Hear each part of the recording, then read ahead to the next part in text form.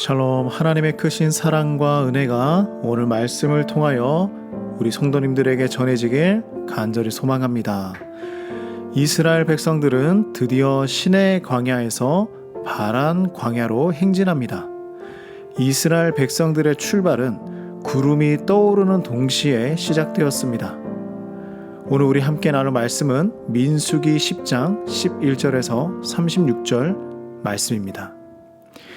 이스라엘 백성들의 가는 것은 우리가 앞에서 얘기한 것처럼 하나님의 인도하심에 따라 정해지는 것입니다. 그리고 그 구름이 멈추어 선 것은 바란 광야라고 오늘 기록하고 있습니다. 바로 하나님의 인도하심에 정해지는 것이죠. 하나님께서는 광야에서 구름으로 인도해 주셨습니다. 바란 광야에서 그 구름이 멈추어 섰습니다. 지금은 여기까지라는 말씀이죠. 바란 광야는 이러한 곳입니다. 황량한 모래가 가득하고 바위들로 가득한 곳입니다.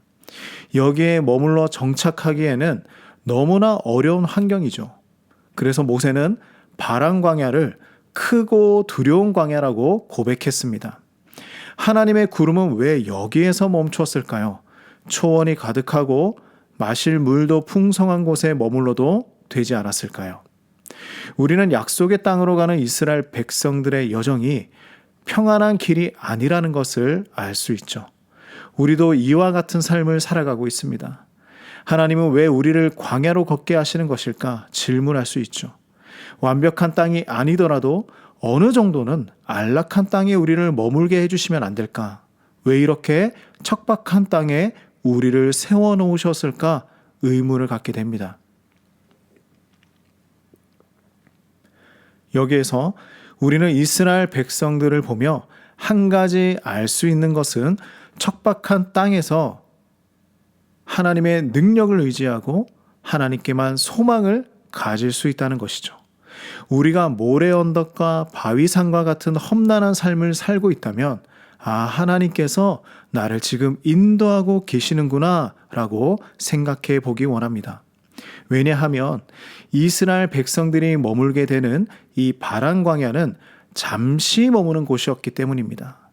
이스라엘 백성들은 하나님의 인도하심에 따라 순종하며 행진했습니다. 유다 지파가 앞장서고 단 지파가 마지막에 서서 행진합니다. 이들은 행진을 하면서도 자신들이 맡은 역할을 감당하며 행진합니다. 우리가 앞에서 배웠듯이 고앗 자손들은 하나님의 거룩한 물건들을 어깨에 메고 갑니다. 하나님의 방법대로 움직이고 있는 것이죠. 큰 무리로 보았을 때 구름을 보고 움직이는 것과 작은 무리 하나하나도 자신이 맡은 하나님의 명령대로 순종하며 그들의 여정을 감당하고 있는 것입니다. 광야의 삶은 험난하고 힘이 들죠. 그러나 이 과정을 통해서 하나님과 우리의 관계는 더 깊어지게 되는 것입니다. 하나님께서 출발의 타이밍을 알려주시고 멈춤의 타이밍을 알려주십니다. 이스라엘 백성들은 그 타이밍을 따라 걸어가면 되는 것이죠. 우리 사랑하는 성도님들, 어떠한 환경과 상황에 있다고 할지라도 낙심하지 않으시기 바랍니다. 하나님께서 인도하시는 그 약속의 땅은 아직 우리에게 오지 않았기 때문입니다. 예수님이 이 땅에 다시 오시는 그날까지 최선의 동행을 하시길 간절히 소망합니다. 하나님 아버지, 하나님께서 멈추어 세운 바란 광야가 감당하기 힘들어 원망했던 적도 있습니다. 너무 척박하고 힘들고 눕기에도 불편한 그곳에 있으므로 하나님의 크신 뜻을 깨닫지 못할 때가 있었습니다.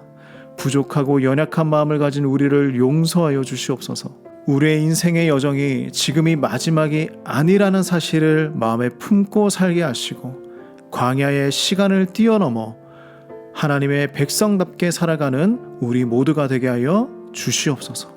예수님의 이름으로 기도드립니다. 아멘.